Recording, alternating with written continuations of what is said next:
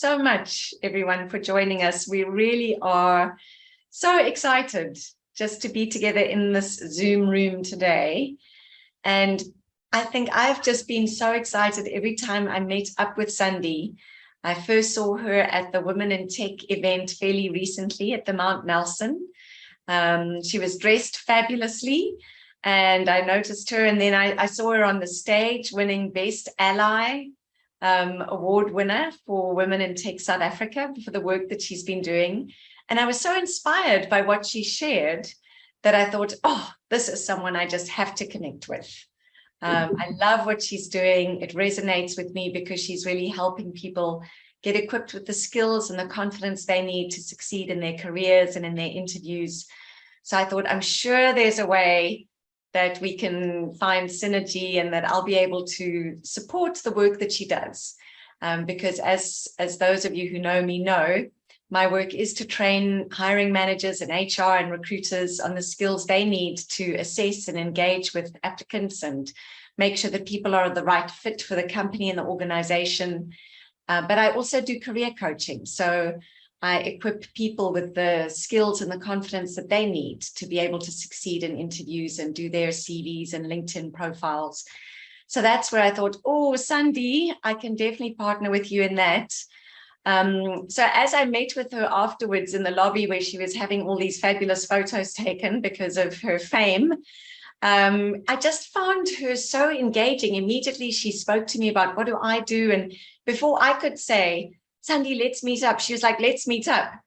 And before I could say, Sandy, you know, send her an information or suggest a time, she contacted me. And that was my first taste of Sandy and the amount of drive and initiative that she has.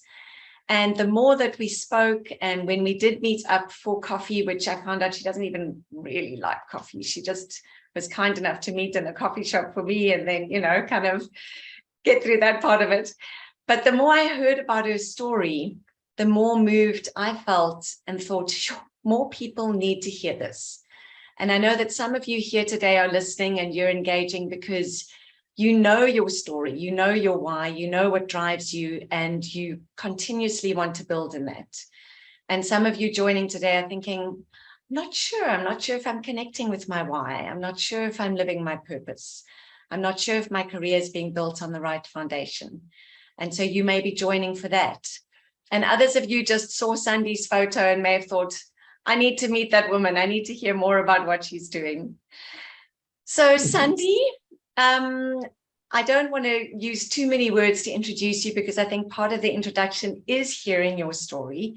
And I know that you have worked in various different places before, but welcome, welcome. We're so excited to talk to you today. Thank you for your willingness to join us. So perhaps, Sandy, you can just start off by telling everyone a little bit about what you told me.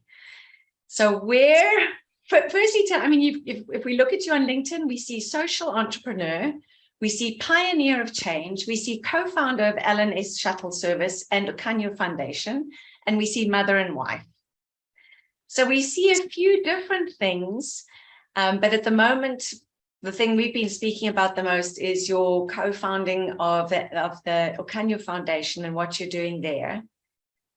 So maybe if you could tell us a little bit about where that all started and why that all started for you. Okay, thank you, Jane. Okay, my name is Sandy, and yes, I'm a mother, a wife, and I come from a very deep rural areas of the Eastern Cape. That's where I was born. And I came to Cape Town to study and to look for opportunities. And so when my career started, I started working a long time ago. But when I started working, it was more about making a living. And finding my purpose and developing myself to fulfill my dreams. And I started working for someone. I started working in retail. I worked as a domestic worker. I worked at Fushini and Truworths. I worked at Bex. I worked in many places. I worked at UCT. But for whatever reason, my dream of being an entrepreneur and owning my business kept on haunting me. I was never satisfied where I was. I remember when I was still working at UCT, we went to the team building and we asked to speak to someone that's next to you and tell the person that that's next to you about something that they don't know about you. And I said to that person, I don't belong here. I'm a social entrepreneur. I'm going to have my own business soon. I'm going to leave UCT. I do not belong here. So I was very clear on what I would like to become. I knew that I want to start my own business and be an influential leader and make a difference in people's lives, not just start a business for my own benefit and my children. So after many years of working, 15 years of being employed, I was retrenched at the Graduate School of Business, UCT, and what a blessing it was. A blessing that came, it was not very clear that it was a blessing when it came because I was retrenched and I had no job, but I received it as a blessing. I turned that challenge and I decided to make it an opportunity for me to fulfill my dreams and start my own business. And that's when LNS Shuttle Service was born in 2014. My husband and I started the business in transport and tourism. Yeah, I love it, Sandy. So you were saying that, I mean, I love that you said, it didn't feel like a blessing at the time. And I think all of us can relate to that. There's times in our career where we think, oh, that's a failure or that's not cool. But it's the very thing that we look back on that changed things for us. I think, I have those times in my career too. And I'm sure most of us on this call can look back at those moments. But I was so interested to hear when you turned to the person next to you and you said, I don't belong here. I'm not going to stay here. And then in 2014, you were retrenched. So when you said that, did you know that you were going to be retrenched? I didn't know. So I didn't know that. When did you say it? What year was that you said that to someone? It was 2013. Okay. It was in 2013. It was in 2013. I think by that time I knew that our UCT was no longer serving my purpose. And I was feeling the pressure of creating the position that I deserve, the position that I need, and I was ready for it. So I was just waiting for that push, or it was about time that I take that step and get out of the comfort zone and follow my dreams and push my passion and my vision.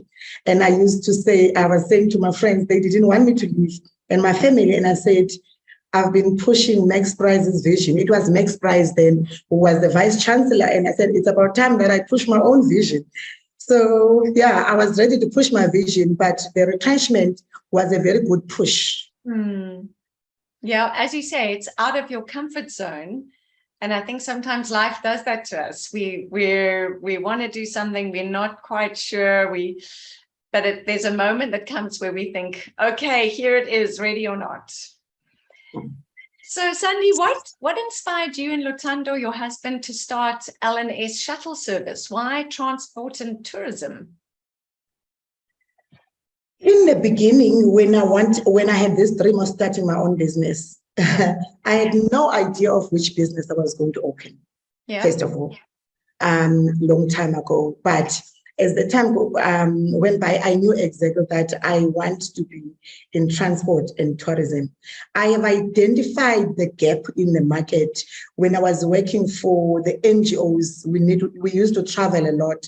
And I identified the gap in that market, in that sector, that it was male-dominated.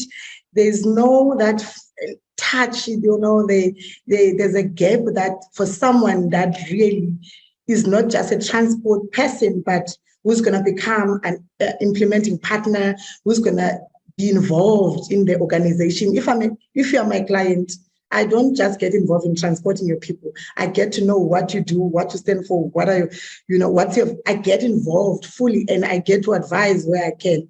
And when I started, I knew exactly, because of my passion for community development, I started approaching NGOs because I also could see how they were struggling to find implementing partners to do their projects in the communities, in the disadvantaged communities of Cape Town.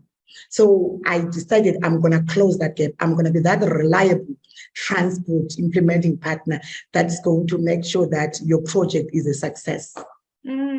Love that. And again, yeah. Yeah.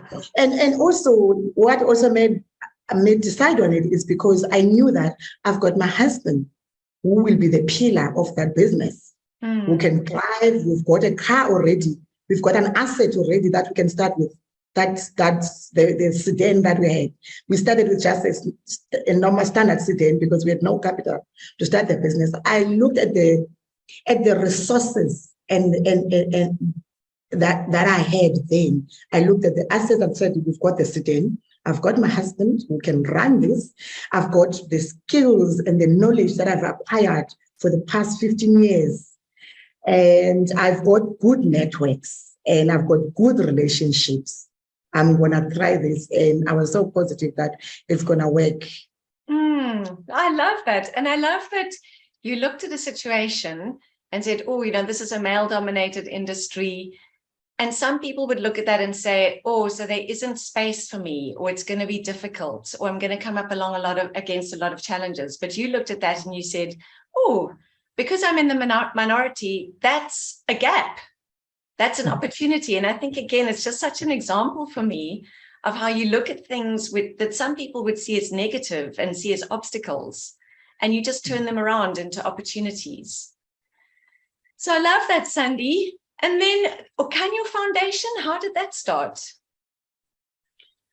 Ever since we started the business, I spoke to my family, I spoke to my husband.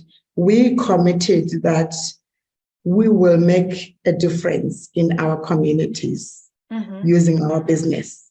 It was Ukhanyo Foundation is my passion, is my purpose for living. It's a commitment that I've made that I will lift as I rise.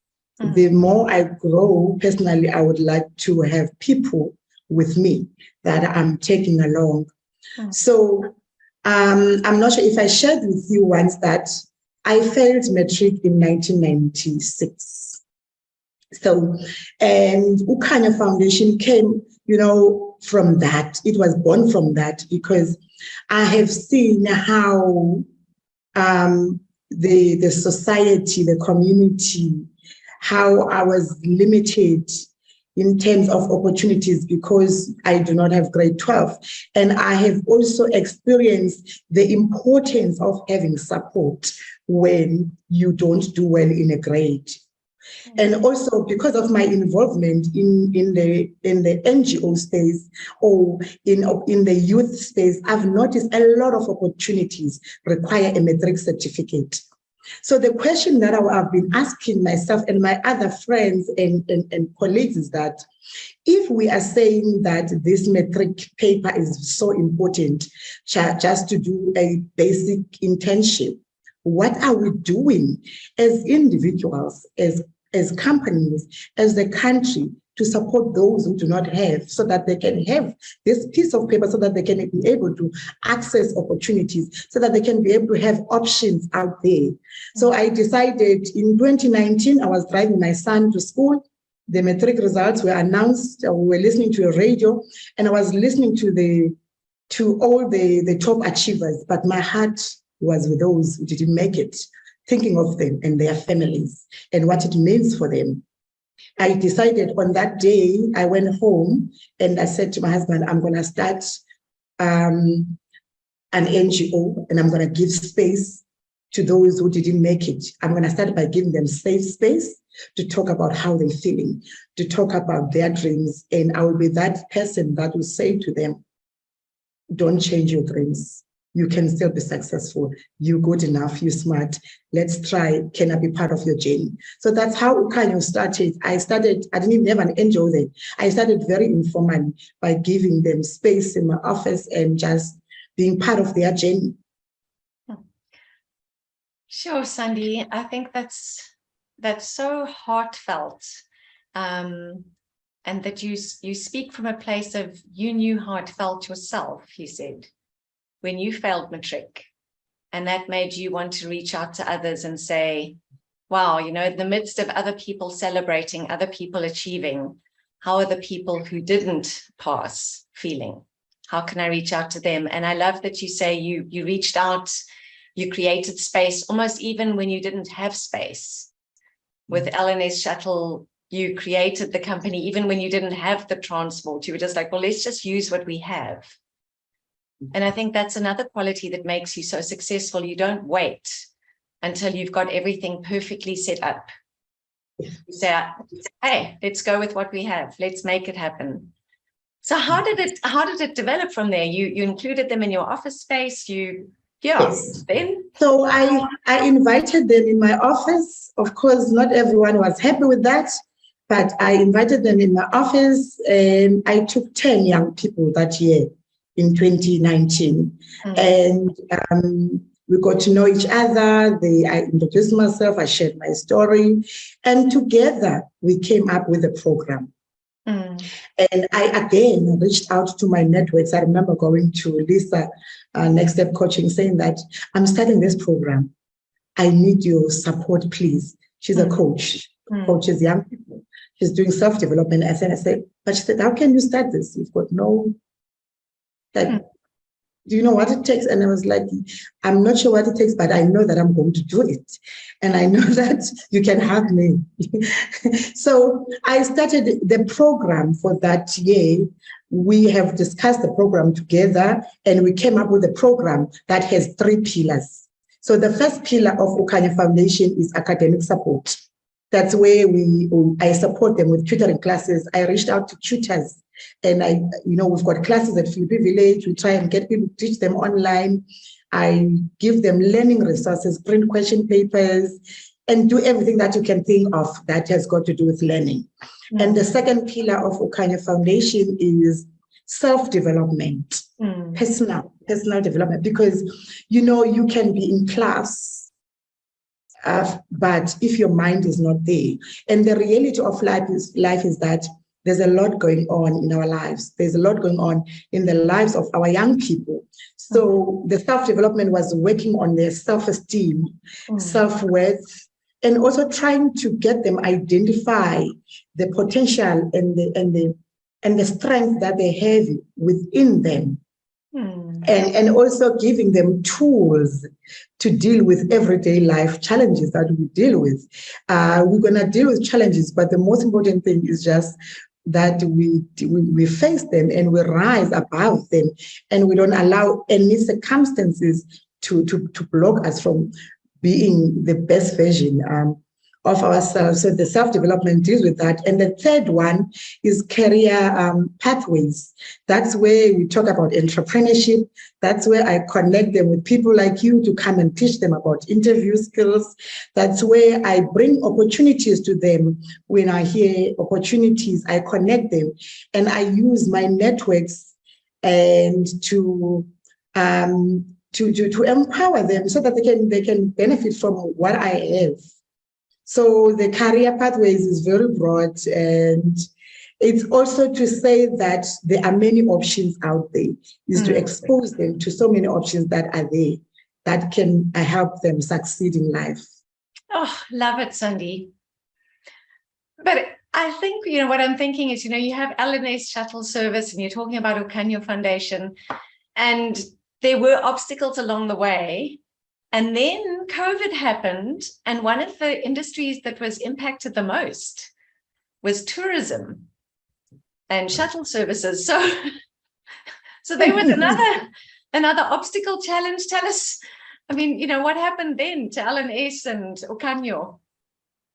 Okay, LNS was affected very badly in 2020. We couldn't go anywhere, and bearing in mind that my husband and I are fully dependent on the business. Yeah. So I had to quickly look at what's going to happen to us and come up with a plan and adapt. I changed my office into a manufacturing space. I started making masks. I got ladies from the community who can make the masks.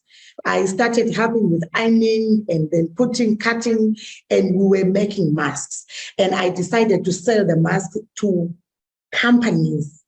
I was not selling like 130 rands, and I said, I'm going to approach companies and organizations and NGOs so that I will encourage them to buy and give it and give them away to those people who cannot afford to buy a mask and the sanitizer. So I was the marketing person going to people saying, I'm selling masks bulk, and then I will deliver them. You don't have to worry about delivering you don't have to worry about going to Kylie and Philippi. I will take care of that. So that was my other way of earning income. I immediately, when everyone was sitting at home, scared to go out there, I quickly registered our company as an essential. So I started, we started transporting COVID positive people. While people were scared of COVID and everything, I was out there because I had to make a living. I had to eat. And so we started, we were transporting people, and when people couldn't go to other provinces and the flights couldn't go, so we're going to Northern Cape, we're going to Joburg, we're going to Deb, like we were out there. And coming to Ukanya Foundation, the learners were affected also so badly. A lot of them were very, very, very were affected because I think they liked the environment of not being at home. What we did a research that year when they were at home, that their home environment was not allowing them to study. It was not giving them, so they really were stressed. So I had to push for them to come back, not only to come back when they're at home, I had to push for them to give them access to learning, access to information. And bearing in mind that access to learning and access to information, you need data, you need to have a phone, you need to be online. So I had no money to do that. And I decided I'm going to reach out, I'm going to start a fundraising campaign. My first fundraising campaign I did in 2020. And a lot of people were like, I remember this one person that came to me and said, Sandy, can you stop this Okanya thing and focus on your business and your family? And I was like, you don't understand that Ukanya is part of me. Ukanya is me. I cannot just drop these young people. They need me the most now. I can't. They're part of me. They are my problem. They're part of my problems for 2020. So I pushed for them. I was able to give them access to learning. And then when the restrictions were uplifted, we went back to Philippines. We went back to classes. I provided them with masks and sanitizers. So I was pushing for my family and pushing for Ukanya on the other side. I love it. And I think that's so true of people who are living their career that is founded on meaning and purpose and what they really feel that they were designed to do, and how each person was designed to make an impact. Because as you say, then it's part of you. It's not something you can just stop. Yeah. It's definitely part of me. Even with my staff members, we kept all our staff members during COVID. We kept all of them. We shared what we had with them. We pushed together, and we've decided we're not going to get rid of anyone, not at this time. The people that have started business, that have been part of our journey. Now, yes, the circumstances do not allow, but together we'll be stronger. We'll push through with them. And we pushed with them, and we survived COVID. We survived it. Oh, wow. And I see, people are kind of putting in the chat the different characteristics that they're seeing in you as you tell your story, like adaptability and flexibility and agility and courage. And I think those are the skills that have been identified as essential for success in our new world of work. And I love that you have those, Sandy, and it's such a clear example of how you lived them out and how those have been the backbone of your success in your career. And as you say, it's not just a career for yourself and how do, I make my own life more comfortable. You've deliberately made your own life less comfortable for the good of other people. Yes. So, and Sandy, I know one of the stories you once told me that I also love is when you had your students and you had your program, and I'm going to help these people get the support and the skills they need to do well in their matrics, so that they can study further, was that you didn't have any resources, you didn't have any computers, you didn't, how could they go online? So tell us, please tell us that one. Yeah, going online was a serious challenge. Mm. You know, I remember in 2020, if you want to download a question paper or you want to download Mind the Gap, your phone is so small and you've got no, there's no space. There are so many challenges with online. It is still a challenge, but we went through that and we're able to still continue doing it while we have our physical classes. But I must say that beginning of this year, I was just fortunate to have women in tech coming to Philippi Village to set up the space. They've got a space there with 26 computers.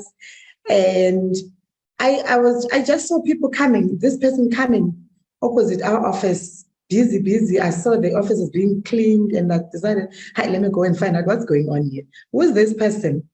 What are they all about? So I went there and I said, my name is Sandy, LNS, this is my office, and I've got to kind of foundation. What I would like to know what you're doing, who you are, and how, I'll also be your first friend here in the village, So, and I met Melissa and she said, yes, this is what I do, talking about women in tech and computers. And I said, computers, wow. For the community, you have brought those computers for me. The community will follow me. I'm the first to use those computers for my young people. And that's where the partnership started. And I think she also found me as a blessing because she cares, she was new, she didn't know who to reach out to, how to access the community and all that. And I said, I will ensure that there are people using those computers. Don't worry, we can sit and plan and have a plan for the year, make sure that the computers are used and I'll use their offices. And that's where the partnership started. And our young people are able to use those computers. And this year, we've used that space to train our young people basic computer skills, basic Word, basic Excel, basic Outlook. Like it is still happening. We have a lot of our young people from the community who have not had a chance to sit in front of a computer, laptop, and type. I love type your word and surname. Like just type your name and surname. People that cannot do that, but they've started from grade 1 to grade 12. So it is the reality. So I'm using those that space to empower and connect and give these young people basic skills that they require to be able to go to university, look for an entry-level job, and just to boost your confidence. So yeah. Exactly. And I think one of the things, I love so many things about you, but one of the things I just love is your courage and your confidence to say, hang on, I have a need. You have something that can meet that need. And you just approach people and tell them, hey, I'm the one you're looking for. If you were wondering how to use those computers, hey, I've actually got the people. Here's the solution to your problem.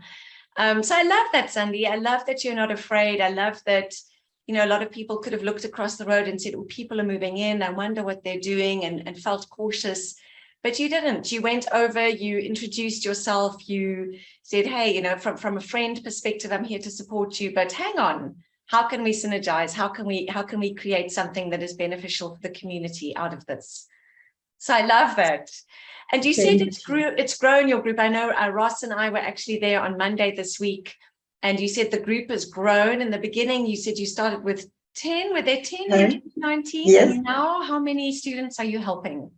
This year, we have 32 students in our program. Love it.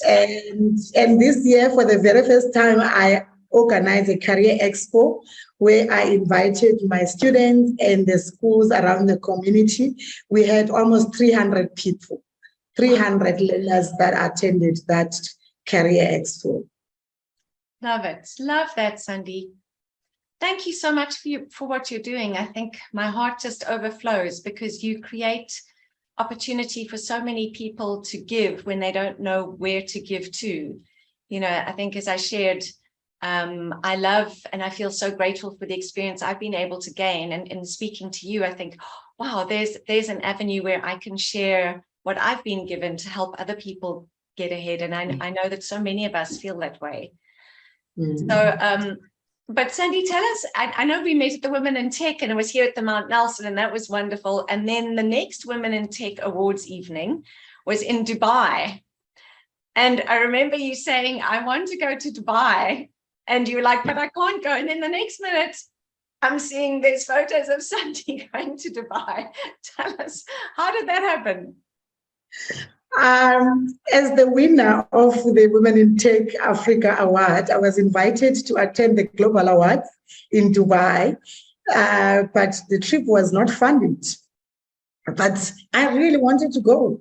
So immediately I reached out. Okay, first of all, what I did when I won the award, I came back to my family and told them that I won the award, I'm going to Dubai, knowing that I have no money to go to Dubai. So I created the expectation of me going to Dubai to a lot of people. And so I reached out to people and I said, I want to go to Dubai. And, people supported me wanting to go to Dubai, and we're going to do a fundraising campaign, and people were going to support the fundraising campaign. And fortunately, someone came through, and in fact, on the 3rd of October, and the awards were on the 13th of October, that evening, the message came through, this woman's going to fund my flight ticket to Dubai. And I had 4 days to organize my trip. And I was told that to do the visa, it's 7 days and all that. And I said, there's no ways. I have to get mine before the 7 days. I don't have time. I don't have 7 days. And then like Tuesday, the 4th, I woke up and I went to Home Affairs to collect my passport. I didn't have the passport. All along, I was saying I was going to Dubai. I was waiting for my passport, but I knew that I was going to get it. So I went to collect my passport. When I got to Home Affairs on the 4th, they are offline. And I went back home and I thought, you can't do this to me. They were offline and I thought, okay, I'm going to go back after an hour. I went home, spent about 20 minutes, and I said to my husband, I'm going back to Home Affairs. I need my passport. They must give me my passport. So I went and I spoke to the security guys out there. They were not letting people in. I spoke to them. I said, please, I need to speak to the manager. I'm desperate. I need my passport. So I spoke to them. I said, please, I'll scan it and still leave it with you and fetch it the following morning. Please, and I got my passport. Everyone was standing outside. I was let in and I managed to get my passport, to book my flight ticket on that day, same day, to apply for my visa. And I got everything done that Tuesday, the 4th. I spoke to the travel agent. I said, this is urgent. This is urgent. But they acted so fast. Conceptual Travel, I will never forget them. I got my visa within 3 days. My flight ticket was booked, and the person that committed to pay for my flight ticket committed to pay for my accommodation as well. And I was like, wow, okay, okay, I might as well go with my husband as well. So I ended up going to Dubai with my husband. Passport and everything and visa was done within 3 days. Love it. And I went to Dubai to the awards. I love it, Sandy. It's such an awesome. But I think it's almost like every time I speak to you, there's a new story of a situation you were in that seemed impossible and just turned around and things just happened. And I love how you say that's how you work and that's how you live. This is going to happen. I'm not sure how it's going to happen, but it's going to happen. And I think that confidence and that determination and that drive and that initiative all make such a difference to growing your career. And again, not just for yourself, but for the impact of the community around you. So it's so inspiring to hear you share these stories, because we get a picture not just of things that happened, but really of who you are and the importance of our character in being able to grow our careers and in order to be able to be successful. So so thank you for sharing all of those stories. And as I say, I think meaning and purpose is so important. And whenever I train interview skills, whether it's training companies on hiring people or whether it's training applicants on how to succeed in interviews, we always talk about your why. We always talk about what's really meaningful, what's really purposeful. Because if you know that, you act differently. If you know that, then you're fulfilled. If you know that, then you take initiative. You come across confidently, just even on an unconscious level. So it's so important for people to find that. And it's exciting to see how you found that. And it's almost like you found it out of a situation that you said, well, I failed. And that was the thing that started me thinking about how I can build a career so that other people have opportunity from failure. And I think, you know, what you and I have also spoken about is people don't have to find their meaning and purpose from a situation where they felt like they failed or they did fail. It can also be out of something positive. It can also be out of a belief, a desire, a dream. But so key for each of us to tap into that. And especially since the pandemic, I think people have really realized that that is critical for building a successful career. So thank you so much. I just, before we open it up for people to ask questions or make comments or share their own stories, are there any kind of closing tips that you have for people who are seeking their meaning and purpose or seeking to build a career built on that, that you'd like to share? I think it is very important that you become yourself. You build your own personal brand at a very early stage of your life. It's very important to know when people say Sandy, they know exactly who I am, what I stand for. That is very important. It is very important that people, young people, everyone, networking and building good relationships. Totally. Positive attitudes. Believing in yourself, even if you think I am so scared and I don't know, but you present it with confidence. You present it as if it's happening, and you say you say your dreams as if they are happening. Like I have it, it's happening. My dream of having this big house or this, like you speak it out, you talk about it, and I got also the other very important thing that has helped me is to identify my strengths. To identify your strengths and also your weaknesses, so that you can also start working on your weaknesses, but maximize your strengths. Make sure that you maximize your strengths. Love that, Sandy. And I think another point that you said just now that really resonates, that I speak to a lot of people about when they're looking for a new job or they're even looking for someone to hire, is who is in your network. And I remember from early on in my own career, I thought, no matter what happens, I'm not going to burn any bridges. It's always, and not just for that, but I think it's always important to treat people with kindness and respect in any situation. And especially as we're all trying to navigate our careers and build things to make the world a better place.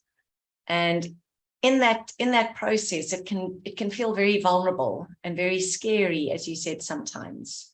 And we never know how other people are feeling. And just one interaction can leave somebody feeling more courageous, more respected than they felt before, even if they aren't going to be part of your journey, or even if they aren't going to be the right person for a certain role or organization or function. So I love that, Sandy. And as you said, part of your network is you've been able to use your network to give more to your students. You haven't just relied on yourself. And that's another key skill for our new world of work, is collaboration. And just even seeing you on Monday and seeing you with the students, you're so natural. You're so natural in quickly picking up what people need, stepping in, giving them courage, giving them a vision. You are just one of the most inspiring people I've ever met. I'm so excited to connect with you. And thank you once again so much for generously giving of your time today. Congratulations once again on your Best Ally Award for Africa for Women in Tech. So impressed. And thank you for the way that you're using that to better our world.